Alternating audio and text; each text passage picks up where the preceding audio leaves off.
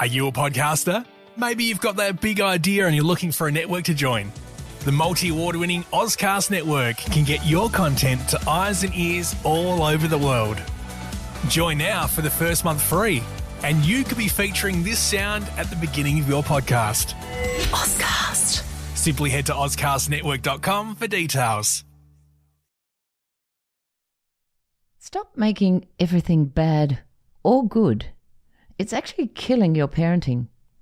The words good and bad have subjective meanings that can vary depending on individual perspectives and cultural contexts.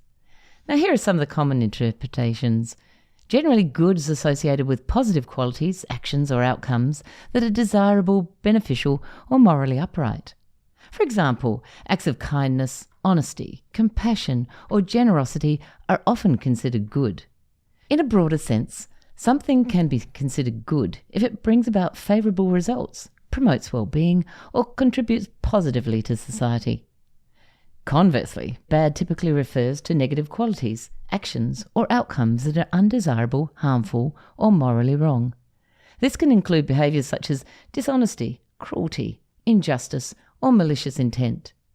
In a broader sense, something can be considered bad if it leads to negative consequences, poses a threat, or goes against commonly accepted ethical standards. There are so many ways to use the words good and bad in our language. So how many times have you mentally kicked yourself as a human, a parent or a partner because you've said or done the wrong thing? And how many times have you overthought this moment and condemned yourself to either internal or external flagellation over what a bad person you are? So what defines your sense of good and bad? Good and bad and our individual perceptions of these words can shape who we are and how we feel about ourselves and other people that we share our lives with, and actually just life in general. How does the use of these words affect parenting our children? I'm Kate Mason, and welcome to Parenting and Personalities. This is the podcast that connects you to the ones you care about the most. Today I'm talking to Jacqueline Richards. Jacqueline's known as a freedom fighter for parents. She's a mother, parent mentor, speaker and facilitator who's deeply passionate about bringing greater awareness to the way we raise our children. Raising empowered children takes empowered parents, and she loves to walk alongside men and women as they empower themselves through her mentorship programs into a very different way of being a parent. Jacqueline believes that we can evolve in the way we raise our children to the point where all parents and children see themselves and each other as powerful. And to do that, we need to see ourselves as powerful first.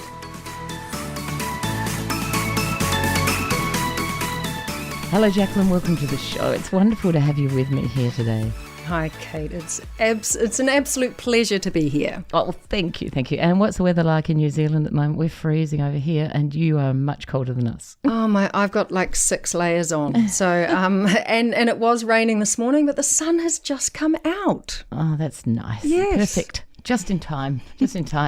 So listen, with your parenting and your mentoring and your workshops, I want to know what started you on this journey to help other parents. Where did it all begin for you? Did it begin when you first became a parent, or was it prior to that? It pretty much happened when I first became a parent. Right. Yeah. And the short version is that everything I thought that was going to happen didn't happen, right? And everything that I thought wasn't going to happen did happen. And it's like those rose-tinted glasses that I was wearing. Oh my God, it was like nobody tells you. And I had the worst journey to becoming a parent that I could ever imagine. Mm-hmm. So that birthed in me the desire to help others, to support them and empower them to go through their journey, because we go through the fire, right? We walk through, and we are in the trenches. And for me, going into hospital and ending up with postnatal depression and anxiety when I'd never suffered from that before, and my marriage breaking up when I said he was got to be in for the long road, and all of these things that ended in me becoming this parent that I didn't think I was going to be. Yeah. And so totally, it's true. We all have this preconceived idea of where we want and what we want in life, and things really do change. And it's really hard too, because if you've thought that you're going to have that perfect marriage and you're going to have that perfect childbirth and everything explodes on you, you have to pull yourself back so hard, don't you? Because all of a sudden you have to work out what you do want in life and what your dreams are. Yeah, and it just is, it's like you get knocked for six, right? And I remember waking up one day and I kind of did the face palm, and I was just like, my God, what's happened? I've turned into my mother. How did that happen? I had these beautiful dreams of being this, very sort of earthy, easygoing, awakened, empowered parent, and what I turned into was the complete opposite. Right? What did you turn into? I turned into this controlling, stressed and freaked out and irritable and reactionary parent. And, wow. and I just was like, where did she come from? Because that wasn't part of my plan. Yeah. So how did you change her? Well, as I said, I ended up in this hospital, which I would never have seen that coming. And now looking back, it was like, all the signs were there, right? I spent my entire adult life like squishing down all of my emotions and not feeling what I was feeling. And then through the process of birth, which quite often happens, all of that stuff comes up.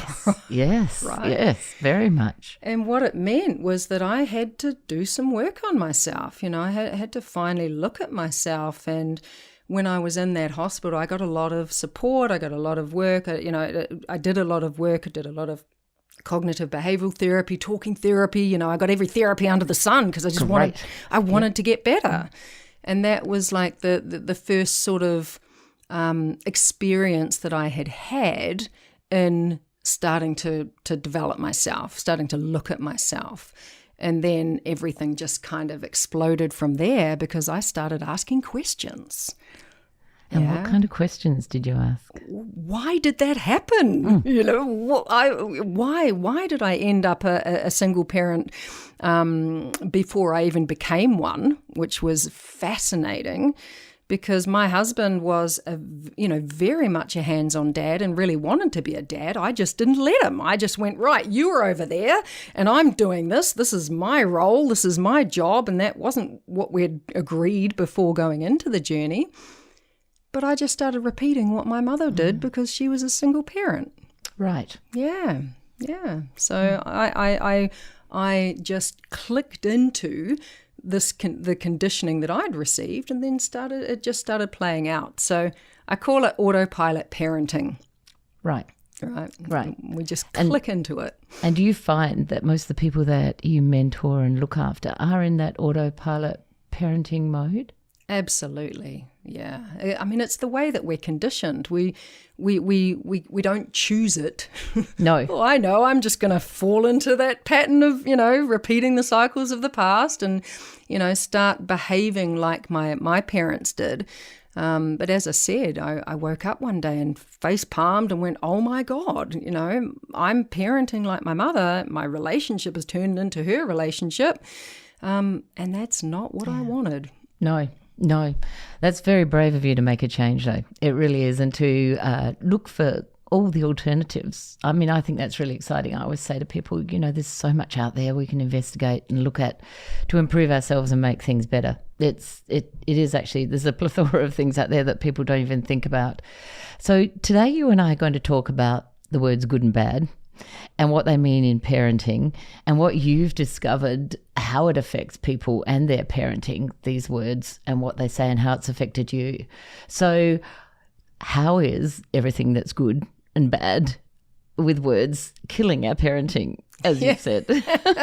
And it really is, right? It's like, and I talk about it in terms of parenting, and this is what we're going to be diving into, right? And when you think about it, what do you make good? And what do you make bad? Yeah, as a parent. Mm-hmm. Too much time on screens is bad, right? Yep. Sugar is bad. Lying is bad, right? Kids talking back is bad. Telling the truth when they say Aunt Jenny smells like wee, right? That's bad, right? Your kids kicking off and having big emotions is bad. Not going to school is bad. Not doing your homework, not finishing your food. right? All of these things that we make bad, and then there's these things that we make good. Yeah, like finishing your food, clearing your plate, right? Even if you're stuffed, clearing your plate is good. Telling the truth is good as long as it fits in with your parents' truth, right? I was going to say, it's good if you lie to Aunt Nancy or whatever and tell her she smells like flowers. I know. That's good. I know. And then, and then what our parents made good and bad, right? Because there's a lot of stuff there that I hadn't even thought about in this context, that sex was bad, right? Masturbation, that, periods, erections, right? Religion, beliefs, speaking up, being too expressive, being too loud, blasphemy. Blasphemy. Don't know what blasphemy is, but we're talking about blasphemy. Questioning, right? Oh, but why? But what? Yep. Wanting stuff was bad, right? Yeah. Getting poor grades, being greedy, right? Standing out, taking up too much space, like asserting your will. A lot of parents want really willful, adults. They want them to grow into adults that are very assertive, but they don't want assertive kids. No. No. A willful child's just painful, really. Absolutely. Right. But then squash them down. But then we want them to be confident and when they're adults. But this is the level of where this goes. Yeah. So there's so many things here. Being sexual was bad. Being unhappy, being sad, upset. You could be happy. That's okay, but not too happy. Right? Not too happy. Yeah. So there's a lot there. Conflict, failing, getting it wrong, being out of control is bad. So there's a lot there. But then again, the things that we make good, right? Behaving is good. Yeah. Being the good boy. The good girl. And you remember when that was said, it used to be said, oh, you're a good boy, you're a good girl, right? Being seen and not heard, like being quiet. I had a client who said to me the other day that someone commented on her baby because her baby was quiet. Right? Yes. That's good baby. Good baby. And if your baby sleeps through the night, they're a good baby, right? And then you must be a good parent. Oh, there's so much here. Oh, there is. And when you say that too, I just remember my babies didn't sleep through the night. And I had a friend who said that every time that she'd see me and she heard my story, she'd feel quite smug. And then and think, oh, well, I was obviously doing something wrong. And then she had a third child who screamed all through the night. She actually apologized to me, even though I didn't know that she'd been thinking those things. But, it is. It's a huge concept, isn't it? Because I'm older than you. And, of course, my parents would have gone through very much the sit still, be quiet. Children in their day didn't show expressions or emotions and had to sit still when they were with other people. So, wow, where does that take us from here? So how do we know what's good and bad to say once you get into that? So what do you say to people then when this all comes up? I mean, obviously people come to you and they're caught in being a good girl or a good person. So how do you distinguish it? What do you do? Yeah, I mean, it's an incredibly powerful concept to start to understand, and we've really only just scratched the surface here, and what I want to really talk about here is to really break it down, because it comes from our childhood, right? And as you said, our parents, were dealing with kind of even more control or contraction in terms of what was good and bad. But in our earliest childhood years, the name of the game is getting validation, right? We want to be validated by our parents. We want to be seen by them and heard and loved, right? And we need it. We need that. And the reason why is because validation means you're okay, right? It means you're viable. It means you're safe. Yes. It means you belong, right? That's what validation means. And we look for that as a child. When you're good, you get validation. Right? You get a guarantee of survival, of safety, right? And this is the depth that this goes, and I had no idea about this. And when you're bad, you don't get validation, right? That means you're not viable, right? Your life is not safe. So if you're good, you're safe. If you're bad, you're not. Your life is in danger, right? Your survival is at stake. And what I'm talking about here is at our most primal level about survival, because we're mammals, right? And if you're out in the animal kingdom and you get kicked out of the tribe, right? You get banished. You get abandoned if your mother abandoned. This happens out in the animal world, right? You're toast. You won't survive the night. Yeah, you are toast, and this is the level that we're dealing with in relation to good and bad.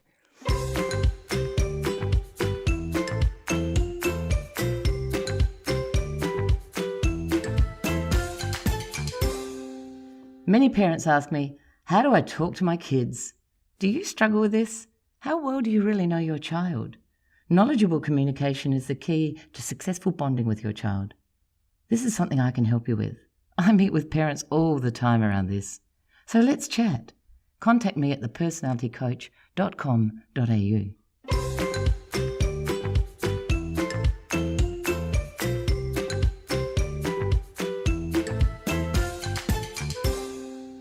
It's deep, right? This is really deep. I have never even thought about this. I know. And that's the fascinating thing is here we are, 61. Never really thought about it. No. Yeah, me too. Fascinating. Me too. Yeah. And we are unconsciously attaching good and bad to everything. Everything. I mean, the things that we just spoke about, just sort of recent events, that like the vaccine. Some people think it's good. Other people think it's really bad. Right? Certain politicians, half the population think that they're good, the other half think they're bad, right? And we're dividing everything up into good and bad. And what that means deep down is I can live with that and I'll die with that, right? And it develops these deeply distorted perceptions, right, and biases in us. And it creates love and hatred, right? Because if you're if you're pro something, then that's good. And then the people that are anti that are bad because they threaten your survival. And this is what it is, and it distorts our perception of everything, and it destroys our parenting, right? It absolutely destroys it, because if your child is being a nuisance, right, or they're being loud and boisterous, or they're kicking off and showing big emotion. If that was defined as bad when you were a kid, right, they're threatening your life. Yeah. Yeah. And I'm not kidding, right? That your body starts reacting accordingly, right? And I know that, when my kids used to kick off and start expressing really loudly, I felt like I felt like a volcano, that I was going to go off. And this is so deeply ingrained, and this is what we've got to realize, is that validation means life, and a lack of validation means no life. And we're doing this in our parenting every single day without realizing the impact. So how do we change that? Yeah. Because that's just massive. It's huge. And like you say, so even if I'm validating something, how do I know whether it's good or bad? I mean, really, yeah, that's very scary. Yeah. So scary for the people listening too. Yeah. So what are we going to do about it? I know, what do we do? But I mean, even just having this conversation, is like, oh, wow, and light bulb, and I'm getting goosebumps all up and down my back, and that's how I know I'm on it. But we got to get savvy with it, right? We've got to wake up to it. And it is the most insidious concept that contributes to our conditioning and continues to perpetuate it, right? The notion of good and bad. And when this really lands, it's huge because it's totally arbitrary, right? What's good in one society is bad in another. What's good for me might be really bad for you. Like, it's not a one size fits all, right? It's really not.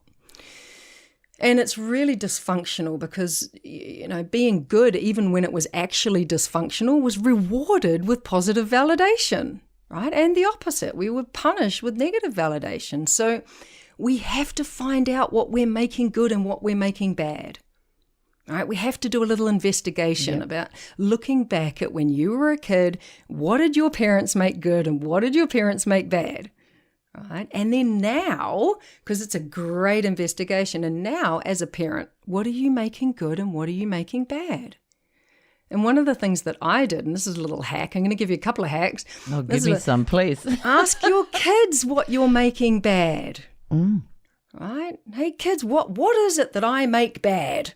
Right? Because I know that I ask my kids, I've asked them a number of times just sort of over the last, number of years as all of this awareness has been landing for me. And I said, what do I make bad?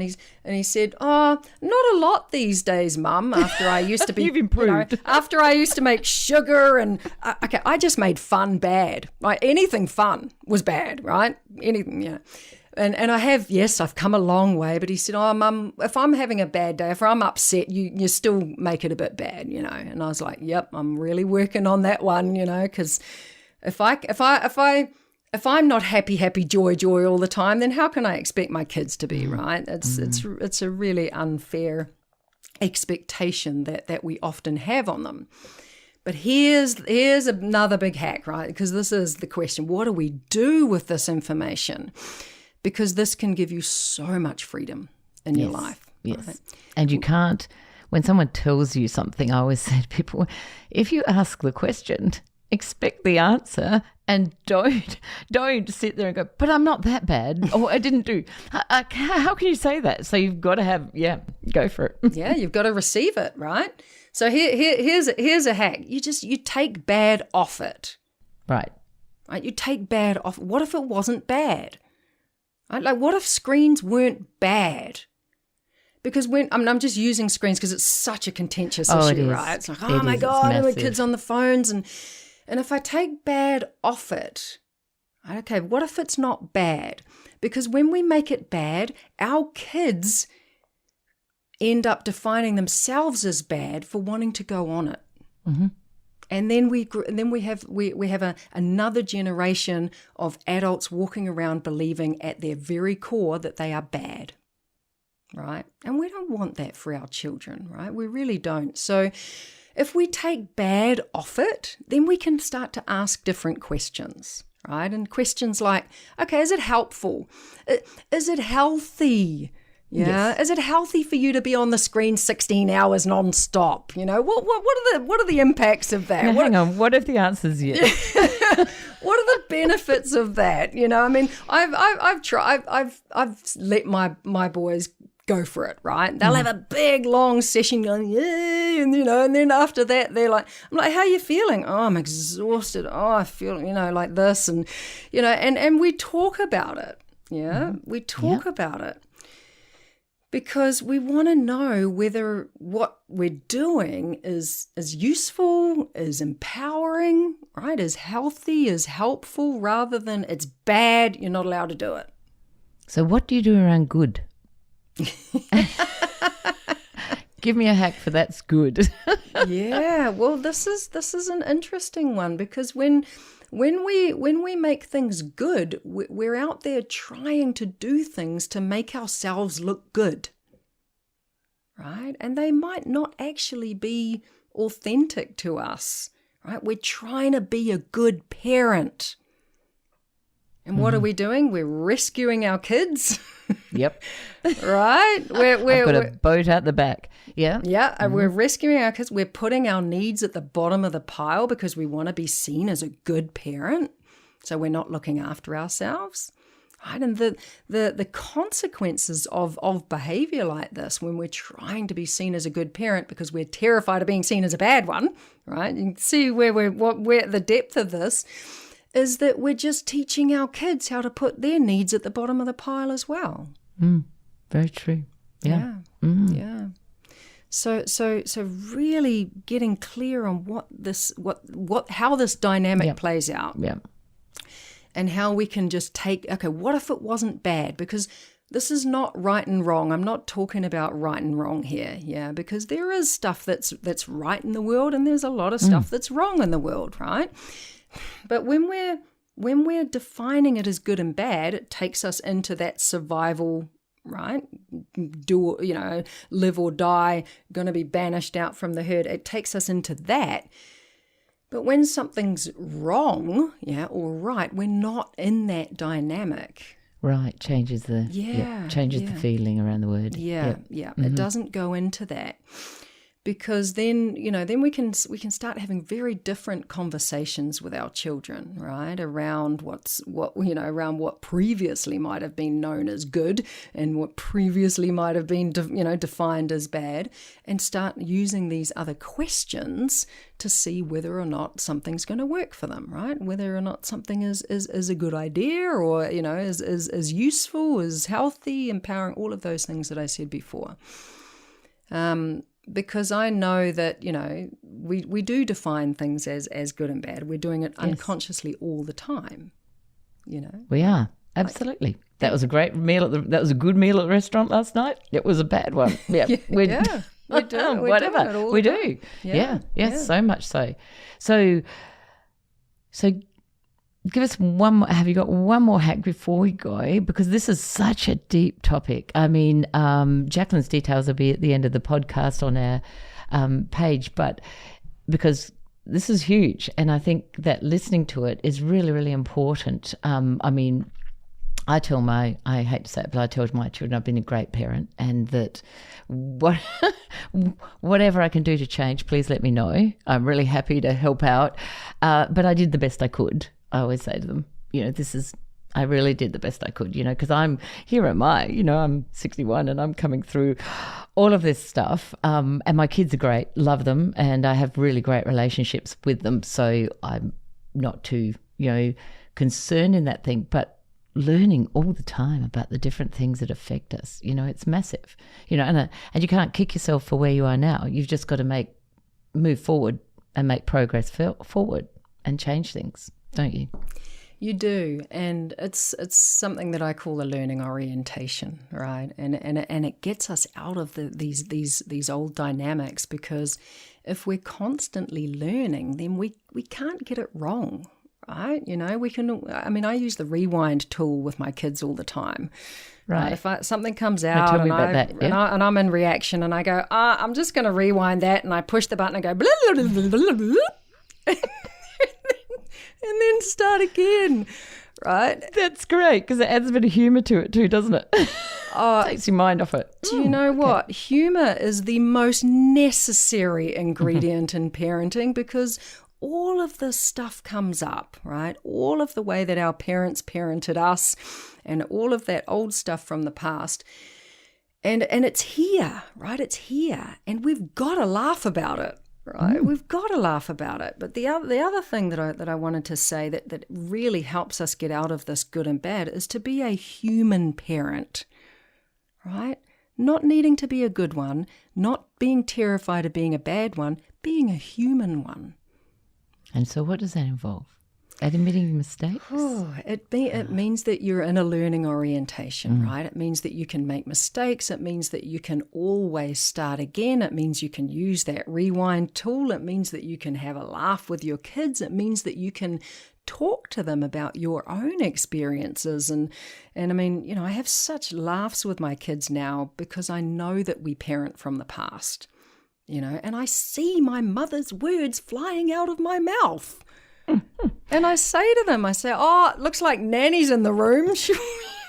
Love you, Nanny. Love you, Mum. But can you leave now, right? Yep. It's things like this that really support us when we have lifted out of that good and bad dynamic. Yeah. That is fabulous. So much to think about. Thank you so much for being on today. I really, really appreciate all of that information. And like I say, if anyone wants to get in contact with you, your details will be available in the notes. And have a wonderful day. Stay warm. And I won't say have a good or a bad day, but stay warm. Thank you so much. Have an incredible day. There we go. Thank you. Awesome. Thanks, Kate. It's important to note that interpretations of good and bad can vary across different cultures, belief systems, personalities, and individual perspectives. Additionally, ethical debates and evolving societal standards can also shape the meaning of these terms over time. Is it a good time to look at what the words good and bad mean to you? What are you teaching your kids? Don't they need to be able to decide what's good and bad for them and respect that good for one might be bad for another? What can you change about your perception of good and bad to improve your parenting relationship? Remember, if nothing changes, nothing changes. So make a small change today.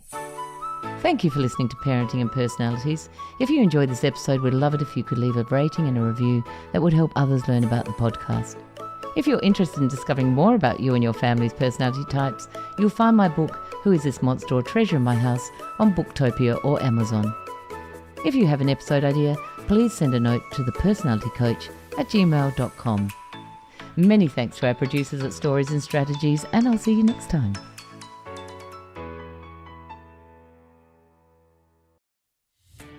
Are you a podcaster? Maybe you've got that big idea and you're looking for a network to join. The multi-award-winning Ozcast Network can get your content to eyes and ears all over the world. Join now for the first month free, and you could be featuring this sound at the beginning of your podcast. Ozcast. Simply head to ozcastnetwork.com for details.